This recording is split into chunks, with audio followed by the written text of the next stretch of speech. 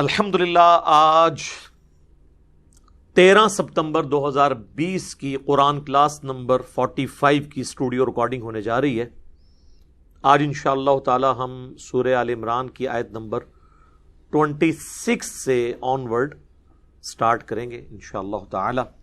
قل اللہم مالک الملک، اے نبی عرض کیجئے اللہ کے حضور، اے اللہ تمام ملکوں کے مالک، تمام بادشاہت کے مالک، تؤتی الملک من تشاء، تو جسے چاہے اپنا ملک عطا کر دے۔ دنیا میں جو کوئی بھی حکمرانی اویل کر رہا ہے نا، پازیٹیولی یا نیگیٹیولی، اللہ تعالیٰ نے اسے دی ہے، اس اعتبار سے کہ اگر اللہ تعالیٰ چاہتا تو اسے چھین لیتا۔ لہذا دنیا میں کسی کو حکمرانی ملنا اس چیز کا ثبوت نہیں ہے کہ اس کے ساتھ اللہ کی تائید ہے۔ سورۃ البقرہ میں ہی نمرود کے بارے میں اللہ تعالیٰ نے فرمایا تھا، جب وہ ابراہیم علیہ السلام سے جھگڑ رہا تھا تو اللہ تعالیٰ نے فرمایا کہ اس نے اپنے رب کے معاملے میں جھگڑا کیا اس وجہ سے کہ ہم نے اسے بادشاہت عطا کی تھی۔ تو فرعون کو بھی بادشاہ اللہ نے بنایا، نمرود کو بھی اللہ نے بنایا، اور سیدنا ابو بکر، عمر، عثمان و علی کو بھی اللہ نے بنایا، لیکن زمین آسمان کا فرق ہے۔ سیدنا سلیمان بن داود علیہ السلام کو اللہ نے بادشاہ بنایا، لیکن اس بادشاہت میں اور فرعون کی بادشاہت میں فرق ہے۔ لہٰذا کسی کو ملوکیت مل جائے، بادشاہت مل جائے، اس بات کا ثبوت نہیں ہے کہ اللہ کی تائید ہے اس کے ساتھ، اس کے لیے آزمائش بھی ہو سکتی ہے، اور پھر جب اللہ تعالیٰ چاہتا ہے چھین بھی لیتا ہے۔ ایک ایسا شخص جس کی زبان میں بھی لکنت تھی، اس سے اللہ تعالیٰ نے 300 سال کی فرعونوں کی حکومت ختم کروا دی، سیدنا موسیٰ کلیم اللہ علی نبینا وعلیہ الصلوۃ والسلام۔ تو اے اللہ ملک کے مالک، اے نبی اللہ کے حضور عرض کیجئے۔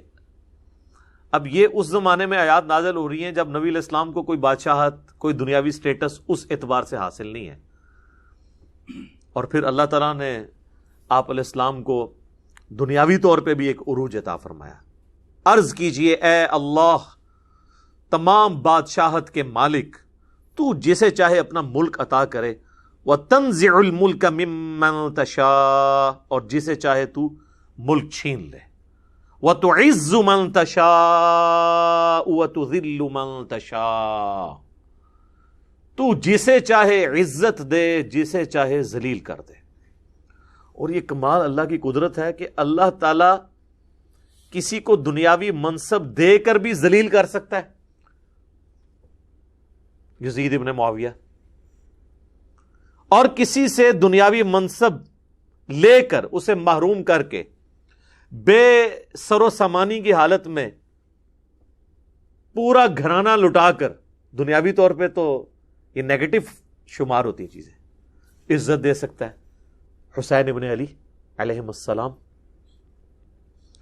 تو عزت اور ذلت کا معیار کسی کو سٹیٹس، دولت، عہدہ حاصل ہونا نہیں ہے، بلکہ اللہ اس کے لیے کیا فیصلہ کرتا ہے۔ فقر میں بھی عزت مل سکتی ہے،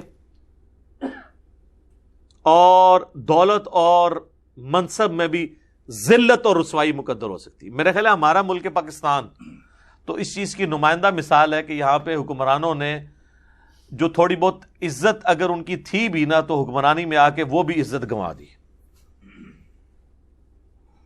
تو کسی کو سٹیٹس ملنا عزت اور ذلت کی دلیل نہیں ہے۔ ہاں یہ بھی ہو سکتا ہے کہ اللہ تعالیٰ کسی کو دنیاوی منصب دے اور اس کے ذریعے اس کی عزت میں اضافہ کر دے۔ سیدنا عمر بن عبدالعزیز کیسے اس ایک ماحول کے اندر، جب کہ ہر طرف گمراہی نے پنجے گاڑے ہوئے ہیں، حکومتیں جو ہیں انہوں نے دین کی تعلیمات کو پامال کیا ہوا ہے، اس میں ایک شخص حکمران بن جاتا ہے حادثاتی طور پہ۔ آج میرا ٹاپک نہیں، آپ میرا یوٹیوب پہ کلپ دیکھ لیں سیدنا عمر بن عبدالعزیز کے اوپر۔ صرف 38 سال کی عمر ہوئی ہے ان کی، میری اس وقت 43 ہونے والی ہے۔ 38 سال کی عمر میں وہ فوت بھی ہو چکے ہوئے تھے، اور رہتی دنیا پہ اثرات چھوڑے. 99 ہجری میں خلیفہ بنے اور 101 ہجری میں ان کو زہر دے کر آل امیہ نے ہی شہید کر دیا. لیکن آتی دنیا کے اوپر انہوں نے اثرات چھوڑے کہ یہ بھی ایک حکومت کا سٹائل ہو سکتا ہے. بیدک الخیر، خیر سارے تیرے ہاتھ میں ہے، تو ہی خیر کا مالک ہے. انک علی کل شیء قدیر، بے شک تو ہر چیز کے اوپر قادر ہے. اچھا، اسی آیت کا ایک ٹکڑا ہے جو ہمیں عربی میں تو یاد ہو یا نہ ہو، پنجابی میں اردو میں لوگ بول دیتے ہیں وَتُعِزُّ مَن تَشَاءُ وَتُذِلُّ مَن تَشَاءُ. اردو میں بولنے میں تو ٹھیک ہے، لیکن یہ اس کی پروننسیشن یہ نہیں ہے. وَتُعِزُّ مَن تَشَاءُ وَتُذِلُّ مَن تَشَاءُ، کیونکہ یہ بڑی والی مد ہے، یہ مد کھینچنا لازم ہے. اردو میں چل جاتا ہے.